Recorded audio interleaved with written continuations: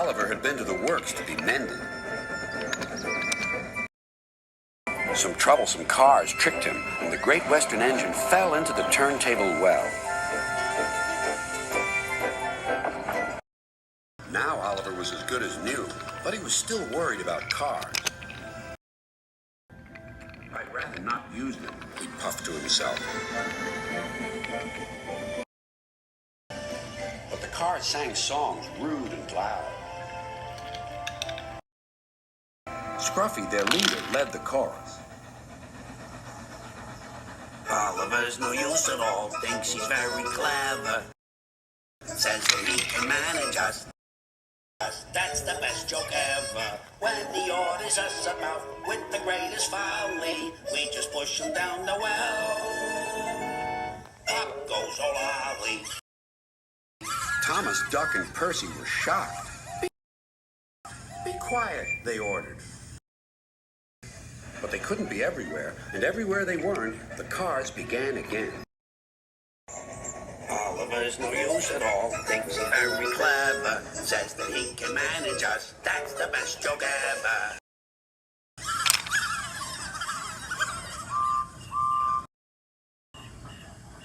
At last, the engines gave up.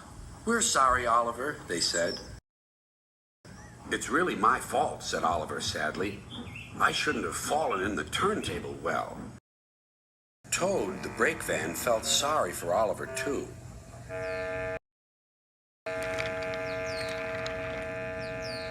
Next morning, he spoke to Douglas. I'm worried, Mr. Douglas. This disrespect for engines, where's it going to end? "Who knows?" sighed Douglas. I've got a plan, Mr. Douglas. May I stay here today and help Mr. Oliver? We are both Great Western and must stand together. "Certainly, Toad," replied Douglas and puffed away. Soon Toad was explaining his plan. "Goodness gracious, Toad, I don't think you should suggest such a thing to Oliver." But Oliver interrupted. "No, Duck, Toad's right. It's really my fault. I must put this trouble right." I meant no disrespect, you understand. "Of course not, Toad. Anyway, driver says the same, and he's arranged it with the station master."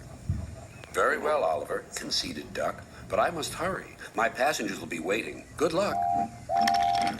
"So long," smiled Oliver bravely, but he felt dreadfully nervous inside.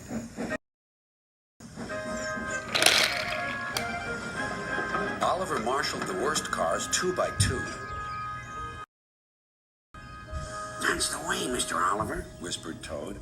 And if you leave that Scruffy till last, then you'll have him behind you, and you can bump him if he starts his nonsense.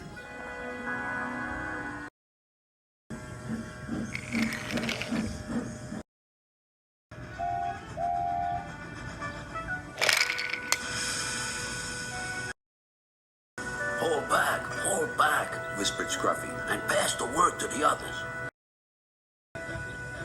The silly cars giggled.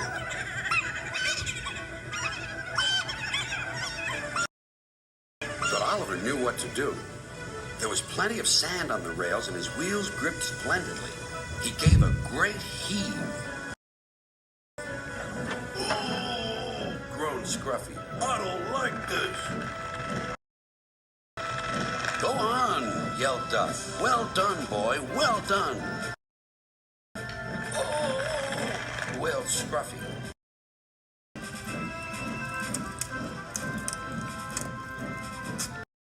"I'm coming apart."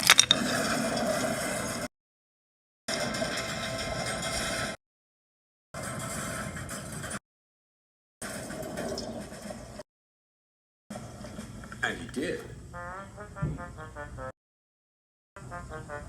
Then there was trouble. Well, Oliver, so you don't know your own strength, is that it? No, sir, said Oliver nervously. Sir Topham Hatt inspected Scruffy. As I thought. Rotten wood, rusty frames. Maybe if we put you back together, you'll earn yourself a better name.